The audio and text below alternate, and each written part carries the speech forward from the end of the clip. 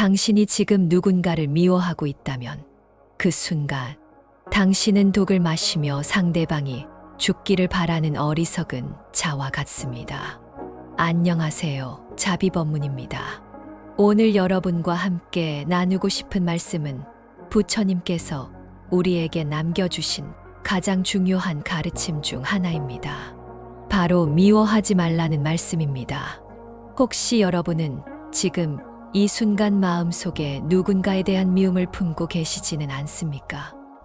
직장에서 나를 괴롭히는 상사, 나를 배신한 친구, 불의를 저지르는 사람들. 우리는 살아가면서 수많은 이유로 남을 미워하게 됩니다. 하지만 부처님께서는 2500년 전부터 지금까지 한결같이 말씀하셨습니다. 미워하지 말라고 말입니다. 왜 부처님께서는 이토록 간절히 미워하지 말라고 하셨을까요? 단순히 착하게 살라는 도덕적 훈계였을까요? 아닙니다. 부처님께서는 우리가 알지 못하는 미움의 무서운 진실을 아셨기 때문입니다. 첫 번째 재앙 마음의 독이 자신을 파괴한다. 부처님께서 말씀하시길, 미워함은 뜨거운 숯불을 손에 쥐고 남에게 던지려는 것과 같다. 결국 자신의 손이 먼저 탄다고 하셨습니다. 여러분, 미워하는 마음이 일어날 때 여러분의 몸과 마음에 어떤 일이 일어나는지 한번 관찰해 보세요. 가슴이 답답해지고 얼굴이 굳어지며 온몸에 긴장이 흐릅니다. 밤에는 잠을 이루지 못하고 낮에는 그 생각에 집중하지 못합니다. 음식 맛도 모르고 아름다운 꽃도 보이지 않습니다. 이것이 바로 미움이라는 독이 우리 안에서 퍼져나가는 모습입니다. 미워하는 대상은 멀쩡히 자신의 일상을 살아가고 있는데 정작 미워하는 우리 자신만 고통받고 있습니다. 얼마나 어리석은 일입니까? 저는 상담을 하면서 수많은 분들을 만나봤습니다. 몇 년째 누군가를 미워하며 살아가는 분들의 얼굴을 보면 그 미움이 얼마나 그들을 늙게 하고 병들게 했는지 한눈에 알 수 있습니다. 미움은 마음의 암과 같아서 서서히 우리의 생명력을 갉아먹어 갑니다. 부처님께서는 이것을 아셨습니다. 미워하는 자가 가장 큰 피해자라는 것을 말입니다. 그래서 자비심으로 우리에게 말씀하신 것입니다. 미워하지 말라. 그것은 너 자신을 위한 것이다 라고 말입니다. 두 번째, 재앙업의 법칙에 따른 되돌림. 부처님께서 가르쳐 주신 업의 법칙을 아시나요? 모든 행위에는 반드시 그에 상응하는 결과가 따른다는 것입니다. 이는 물리학의 작용-반작용 법칙과도 같습니다. 미워하는 마음으로 누군가를 대할 때 그 미움의 에너지는 우주의 법칙에 따라 반드시 우리에게 되돌아옵니다. 당장 눈에 보이지 않을 수도 있습니다. 하지만 시간이 흘러 반드시 그 대가를 치르게 됩니다. 제가 만났던 한 분의 이야기를 들려드리겠습니다. 그분은 20년 전 자신을 배신한 사업 파트너를 끝까지 미워했습니다. 복수의 기회만 노렸고 그 사람이 망하기만을 바랐습니다. 그런데 세월이 흘러 그분의 아들이 사업을 시작했을 때 똑같은 배신을 당했습니다. 그제서야 그분은 깨달았다고 하더군요. 자신이 품었던 미움이 결국 자신의 가족에게까지 영향을 미쳤다는 것을 말입니다. 이것이 업의 무서운 법칙입니다. 우리가 내보낸 에너지는 반드시 되돌아옵니다. 미움을 보내면 미움이, 사랑을 보내면 사랑이 돌아옵니다. 부처님께서는 이 진리를 깨우치셨기에 우리에게 미워하지 말라고 간곡히 당부하신 것입니다. 세 번째, 재앙 지혜의 눈이 가려진다. 가장 무서운 재앙은 바로 이것입니다. 미워하는 마음이 일어나면 우리의 지혜로운 판단력이 흐려집니다. 분노와 증오에 사로잡힌 마음으로는 진실을 볼 수 없습니다. 부처님께서 말씀하시길, 분노는 마음의 어둠이요, 탐욕은 마음의 더러움이며 어리석음은 마음의 병이다 라고 하셨습니다.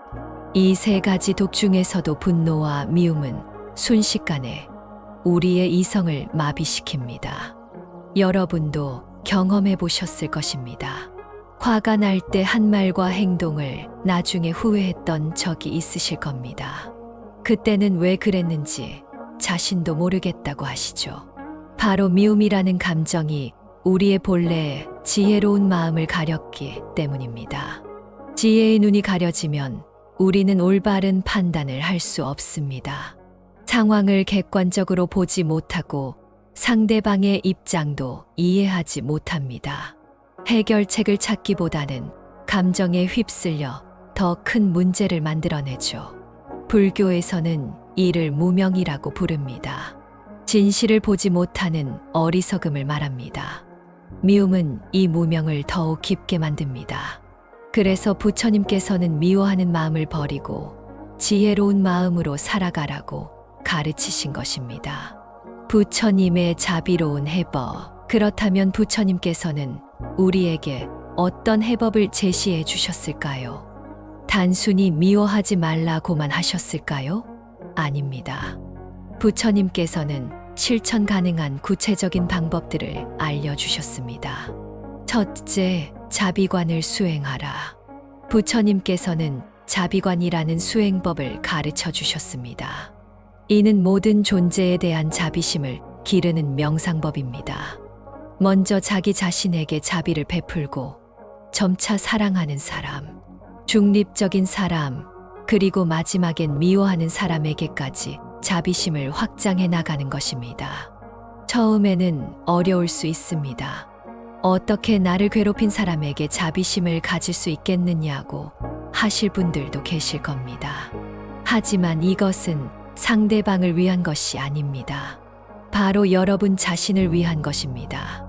미움의 독을 해독하는 유일한 해독제가 바로 자비심이기 때문입니다. 둘째, 상대방의 고통을 이해하라. 부처님께서는 모든 중생은 고통 속에서 살아간다고 말씀하셨습니다. 여러분을 괴롭히는 그 사람도 마찬가지입니다. 그들이 악한 행동을 하는 것은 그들 역시 고통받고 있기 때문입니다. 행복한 사람은 남을 괴롭히지 않습니다. 만족한 사람은 남을 시기하지 않습니다.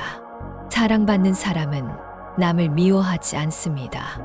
결국 남에게 상처를 주는 사람들은 자신이 먼저 상처받은 사람들입니다. 이것을 이해하면 미움보다는 연민이 생깁니다. 물론 그들의 잘못을 용납하라는 뜻은 아닙니다. 하지만 미워할 필요는 없다는 것입니다. 불쌍히 여기며 그들도 고통에서 벗어나기를 바라는 마음을 가질 수 있습니다. 셋째, 무상을 깨달아라. 부처님께서 가르쳐 주신 무상의 진리를 기억하세요. 이 세상의 모든 것은 변합니다. 영원한 것은 없습니다. 여러분을 괴롭히는 사람도, 그 상황도, 여러분의 감정도 모두 변할 것입니다. 10년 전에 여러분을 화나게 했던 일을 지금 생각해 보세요. 그때는 천지가 무너질 것 같았지만 지금은 어떤가요? 별것 아닌 일이 되어 있지 않나요? 지금 여러분을 괴롭히는 일도 마찬가지입니다. 시간이 흐르면 모든 것이 변할 것입니다. 이 무상의 진리를 깨달으면 현재의 상황에 너무 매달리지 않게 됩니다. 미움에 사로잡혀 에너지를 낭비하기보다는 더 의미 있는 일에 집중할 수 있게 됩니다. 실생활에서의 적용. 그렇다면 일상생활에서 이런 가르침을 어떻게 적용할 수 있을까요? 구체적인 방법들을 말씀드리겠습니다. 화가 날 때의 대처법. 누군가에게 화가 나거나 미움이 생길 때 즉시 깊은 호흡을 하세요. 숨을 들이마시며 들어옴을 내쉬며 나감을 관찰하세요. 이것만으로도 급한 감정의 불길이 잦아듭니다. 그 다음 스스로에게 물어보세요. 이 미움이 나에게 도움이 되는가? 이 감정으로 인해 내가 얻는 것이 있는가? 냉정하게 분석해보면 미움은 우리에게 아무런 도움이 되지 않는다는 것을 알게 될 것입니다. 용서의 단계적 실천. 용서는 하루아침에 되는 것이 아닙니다. 단계적으로 접근해야 합니다. 먼저 상대방을 용서하겠다는 의지를 세우세요. 아직 마음으로는 용서가 되지 않더라도 용서하고 싶다는 마음만 있어도 됩니다. 그 다음 매일 조금씩 그 사람을 위해 기도해 보세요. 처음에는 형식적일 수 있지만 계속 하다 보면 진심이 됩니다. 그 사람도 행복하기를, 고통에서 벗어나기를 이렇게 기도해 보세요. 지혜로운 대응, 미워하지 않는다고 해서 무조건 참기만 하는 것은 아닙니다. 때로는 단호하게 대응해야 할 때도 있습니다. 하지만 미움의 마음이 아닌 지혜로운 마음으로 대응하는 것입니다. 상대방의 잘못된 행동을 지적할 때도 감정적으로 하지 않고 사실에 근거해서 차분하게 말합니다. 복수를 위해서가 아니라 더 이상의 피해를 막기 위해서, 그리고 상대방도 깨달을 수 있도록 돕기 위해서 말하는 것입니다. 미움을 놓아버린 사람들의 이야기.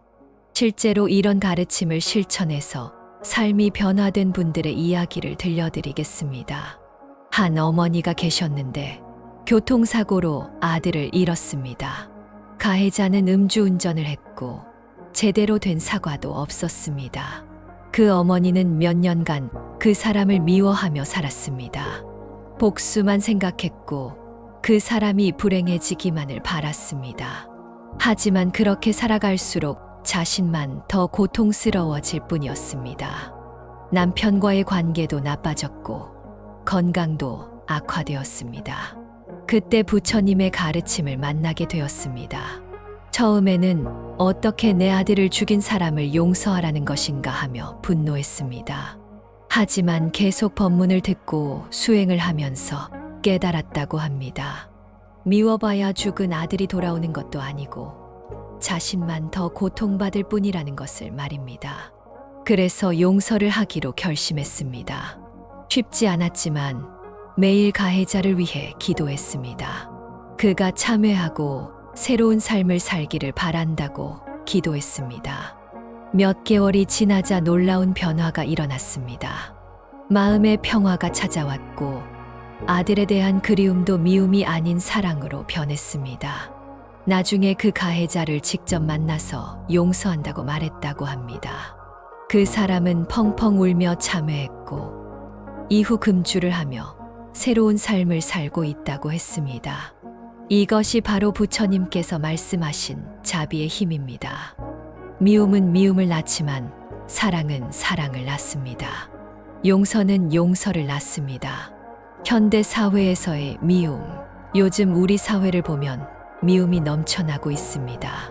인터넷에는 혐오 댓글들이 난무하고 사람들은 서로 다른 생각을 가진 사람들을 적대시합니다. 정치적 견해가 다르다고, 종교가 다르다고, 취향이 다르다고 서로를 미워합니다. 이런 시대일수록 부처님의 가르침이 더욱 절실합니다. 미워봐야 세상이 변하는 것이 아닙니다. 오히려 더 많은 분열과 갈등만 생길 뿐입니다. 젊은 세대들을 보면 특히 안타깝습니다.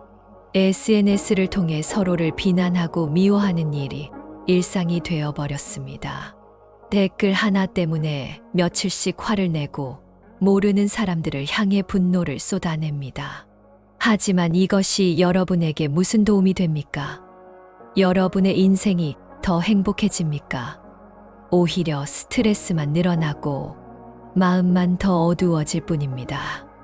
부처님께서 살아계셨다면 지금 우리에게 뭐라고 말씀하셨을까요? 아마도 이렇게 말씀하셨을 것입니다.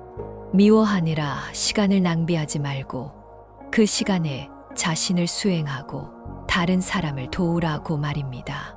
자비심의 실천. 그렇다면 구체적으로 어떻게 자비심을 실천할 수 있을까요? 첫째, 매일 자비 명상을 하세요. 아침에 일어나서 5분만이라도 자비 명상을 해보세요. 먼저 자신에게 내가 행복하기를, 고통에서 벗어나기를 이라고 말하세요. 그 다음 가족들, 친구들, 동료들, 그리고 마지막에는 나를 괴롭히는 사람들에게까지 같은 말을 해보세요. 처음에는 말뿐일 수 있습니다. 하지만 계속 반복하다 보면 진심이 됩니다. 그리고 놀랍게도 실제로 그런 마음이 생기기 시작합니다. 둘째, 선행을 베푸세요. 자비심은 마음으로만 기르는 것이 아닙니다. 실제 행동으로 옮겨야 합니다. 작은 것부터 시작하세요. 길에서 만난 노숙자에게 따뜻한 밥 한 끼를 사드리거나 어려운 이웃을 도와주거나 봉사활동에 참여해보세요. 남을 돕는 행위는 우리 마음의 따뜻함을 가져다 줍니다. 미움과 분노가 자리 잡을 여지가 없어집니다. 사랑을 실천하면 사랑하는 마음이 자연스럽게 커지는 것입니다. 셋째, 감사하는 마음을 기르세요. 미움이 생기는 이유 중 하나는 부족함에 집중하기 때문입니다. 내가 받지 못한 것, 빼앗긴 것, 부당하게 당한 것에만 집중하다 보니 원망과 미움이 생기는 것입니다. 하지만 감사하는 마음을 기르면 달라집니다. 내가 가진 것들, 받은 은혜들, 경험할 수 있는 행복들에 집중하게 됩니다. 그러면 자연스럽게 마음이 평화로워지고 남을 미워할 이유도 사라집니다. 매일 밤 잠들기 전에 그날 있었던 감사한 일들을 3가지씩 떠올려 보세요. 아무리 힘든 하루였어도 감사할 일은 반드시 있을 것입니다. 이런 습관을 기르면 인생을 보는 시각이 완전히 달라집니다. 마무리, 부처님의 마지막 당부. 여러분, 부처님께서 열반에 드시기 전 마지막으로 하신 말씀을 아시나요? 모든 것은 변하나니 게으르지 말고 정진하라는 말씀이었습니다. 이 말씀 속에는 깊은 뜻이 담겨 있습니다. 모든 것이 변한다는 것은 지금의 고통도, 지금의 미움도, 지금의 분노도 모두 변한다는 뜻입니다. 영원한 것은 없습니다. 그러니 일시적인 감정에 사로잡혀 인생을 낭비하지 말라는 뜻입니다. 대신 정진하라고 하셨습니다. 무엇을 정진하라는 것일까요? 바로 자비심을 기르고 지혜를 개발하고 깨달음을 향해 나아가라는 뜻입니다. 미워하는 일에 에너지를 쓰지 말고 자신과 타인의 행복을 위해 그 에너지를 쓰라는 말씀입니다. 오늘 이 법문을 듣고 계신 여러분 중에 누군가를 미워하고 계신 분이 있다면 부디 이 말씀을 기억해 주세요. 그 미움이 여러분에게 가져다 주는 것은 고통뿐입니다. 여러분의 소중한 인생을 미움 때문에 낭비하지 마세요. 대신 그 에너지를 사랑과 자비로 바꿔보세요. 처음에는 어려울 수 있습니다. 하지만 부처님께서 보여주신 길을 따라가다 보면 어느 순간 여러분의 마음에 진정한 평화가 찾아올 것입니다. 그때 여러분은 깨달을 것입니다. 부처님께서 왜 그토록 간절히 미워하지 말라고 하셨는지를 말입니다. 그것은 우리를 사랑하셨기 때문입니다. 우리가 불필요한 고통받지 않기를 바라셨기 때문입니다. 오늘부터라도 미움을 내려놓으세요. 여러분의 마음에 자비의 꽃이 피어나기를 간절히 기원합니다. 그리고 그 자비의 향기가 여러분 주변의 모든 사람들에게도 전해지기를 바랍니다.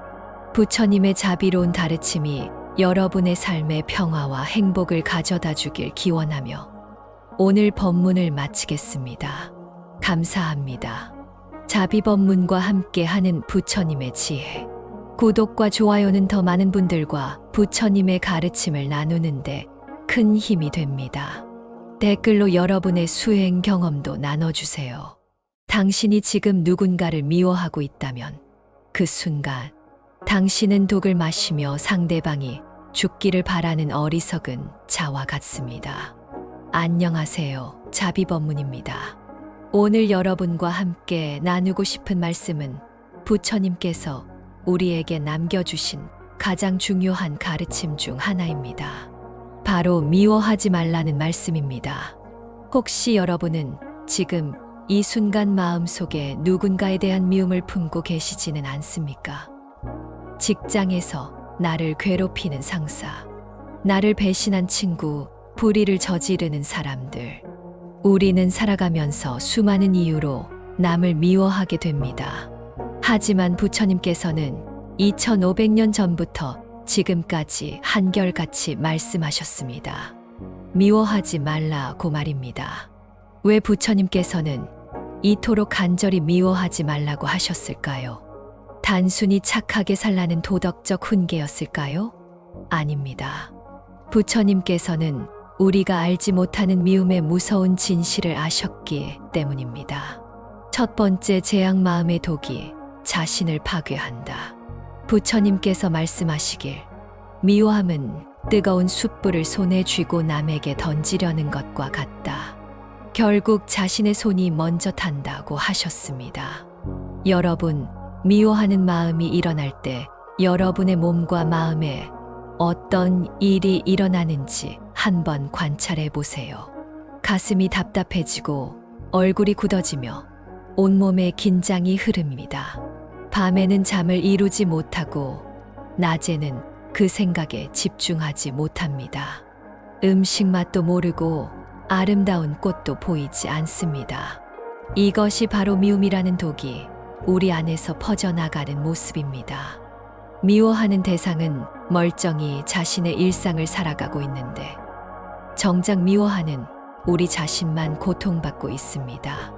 얼마나 어리석은 일입니까? 저는 상담을 하면서 수많은 분들을 만나봤습니다. 몇 년째 누군가를 미워하며 살아가는 분들의 얼굴을 보면 그 미움이 얼마나 그들을 늙게 하고 병들게 했는지 한눈에 알 수 있습니다. 미움은 마음의 암과 같아서 서서히 우리의 생명력을 갉아먹어 갑니다. 부처님께서는 이것을 아셨습니다. 미워하는 자가 가장 큰 피해자라는 것을 말입니다. 그래서 자비심으로 우리에게 말씀하신 것입니다. 미워하지 말라. 그것은 너 자신을 위한 것이다 라고 말입니다. 두 번째, 재앙업의 법칙에 따른 되돌림. 부처님께서 가르쳐 주신 업의 법칙을 아시나요? 모든 행위에는 반드시 그에 상응하는 결과가 따른다는 것입니다. 이는 물리학의 작용-반작용 법칙과도 같습니다. 미워하는 마음으로 누군가를 대할 때 그 미움의 에너지는 우주의 법칙에 따라 반드시 우리에게 되돌아옵니다.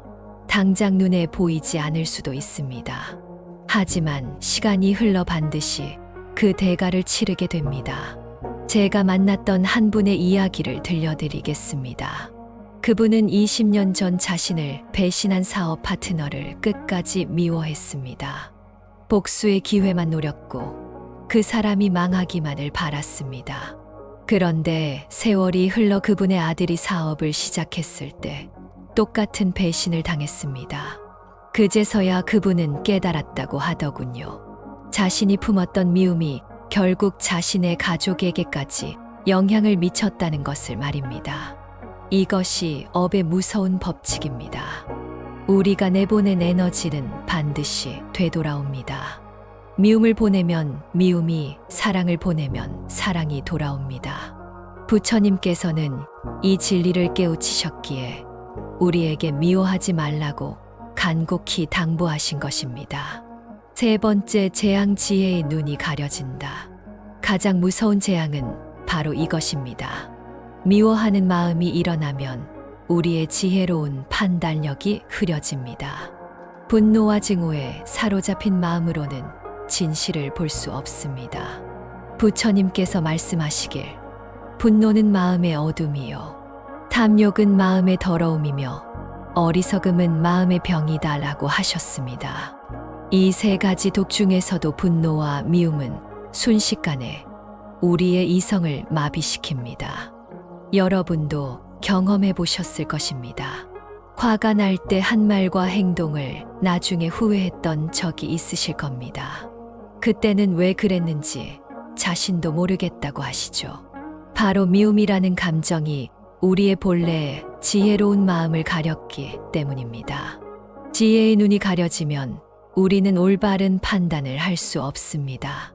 상황을 객관적으로 보지 못하고 상대방의 입장도 이해하지 못합니다. 해결책을 찾기보다는 감정에 휩쓸려 더 큰 문제를 만들어내죠. 불교에서는 이를 무명이라고 부릅니다. 진실을 보지 못하는 어리석음을 말합니다. 미움은 이 무명을 더욱 깊게 만듭니다. 그래서 부처님께서는 미워하는 마음을 버리고 지혜로운 마음으로 살아가라고 가르치신 것입니다.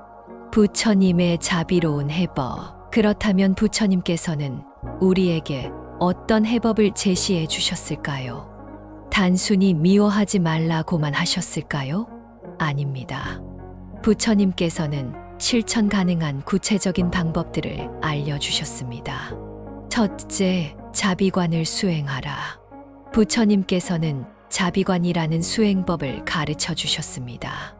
이는 모든 존재에 대한 자비심을 기르는 명상법입니다.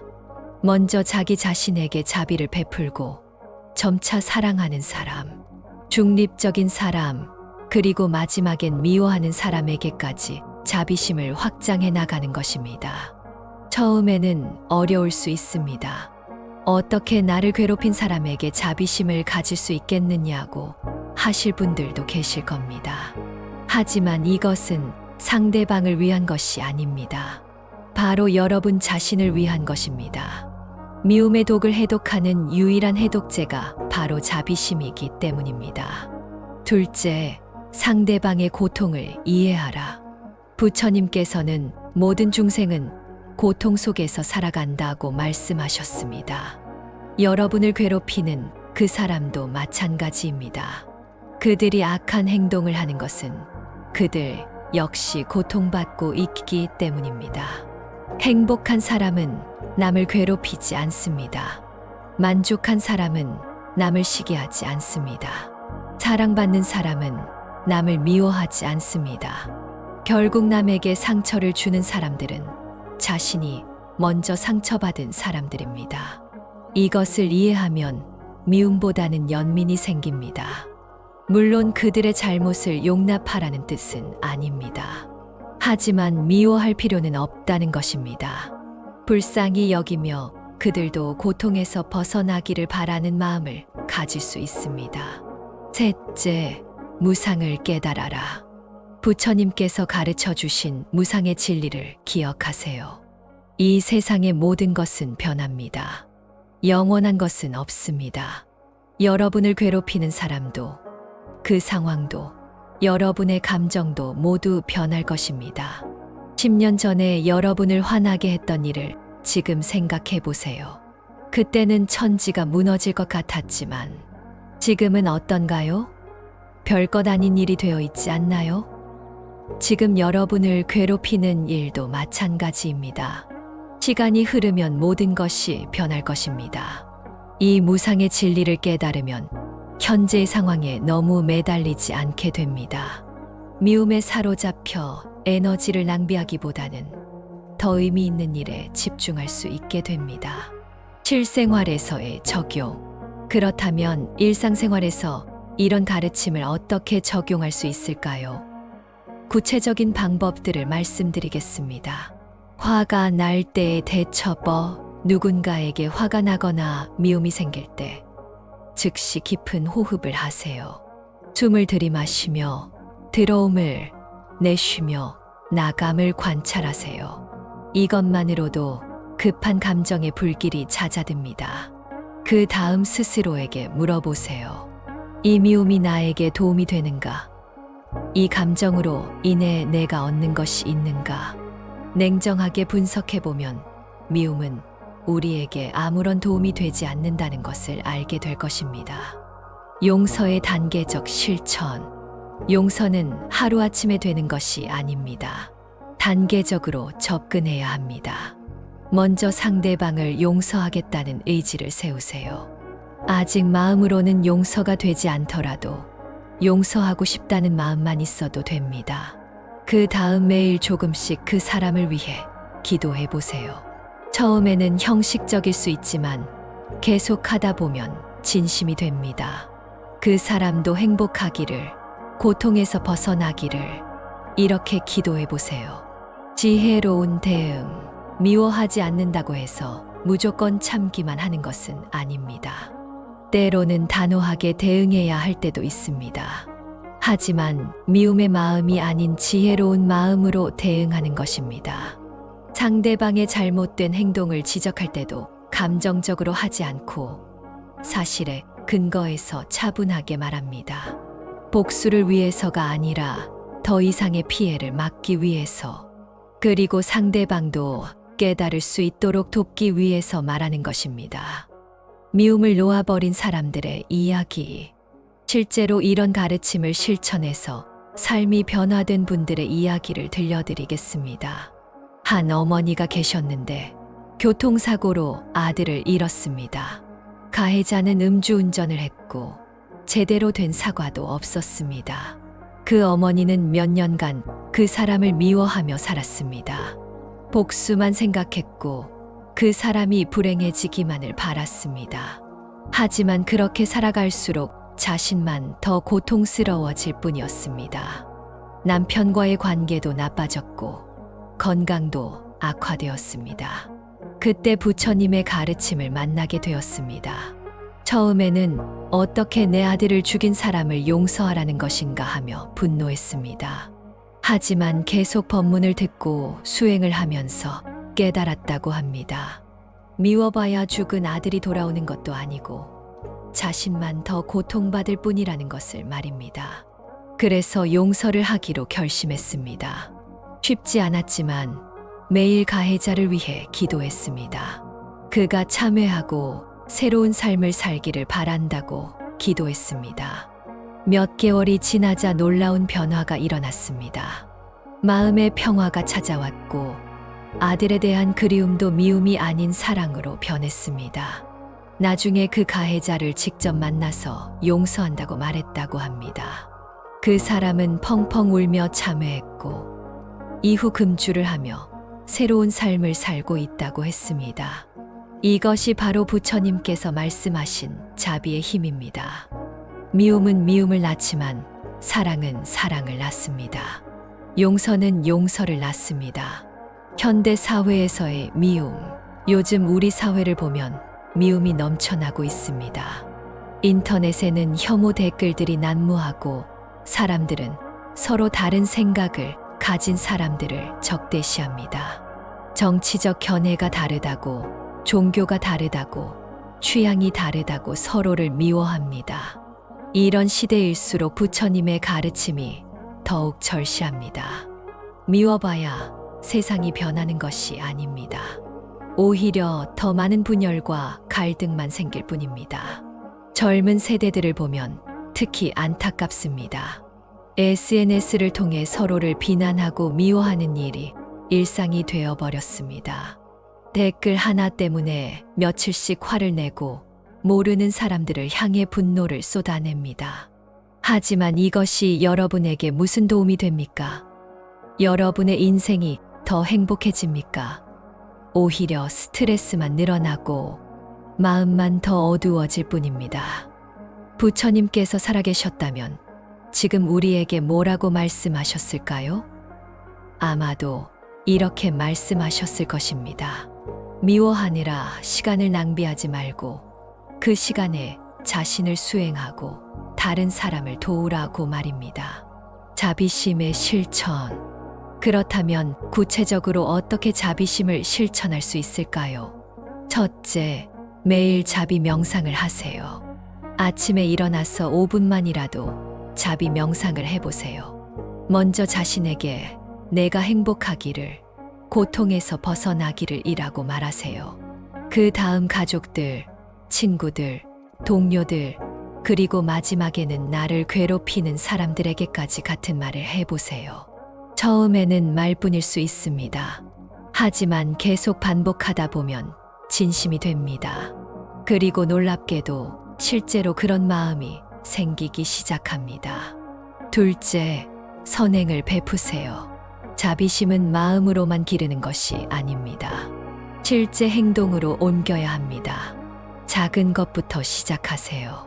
길에서 만난 노숙자에게 따뜻한 밥 한 끼를 사드리거나 어려운 이웃을 도와주거나 봉사활동에 참여해보세요. 남을 돕는 행위는 우리 마음의 따뜻함을 가져다 줍니다. 미움과 분노가 자리 잡을 여지가 없어집니다. 사랑을 실천하면 사랑하는 마음이 자연스럽게 커지는 것입니다. 셋째, 감사하는 마음을 기르세요. 미움이 생기는 이유 중 하나는 부족함에 집중하기 때문입니다.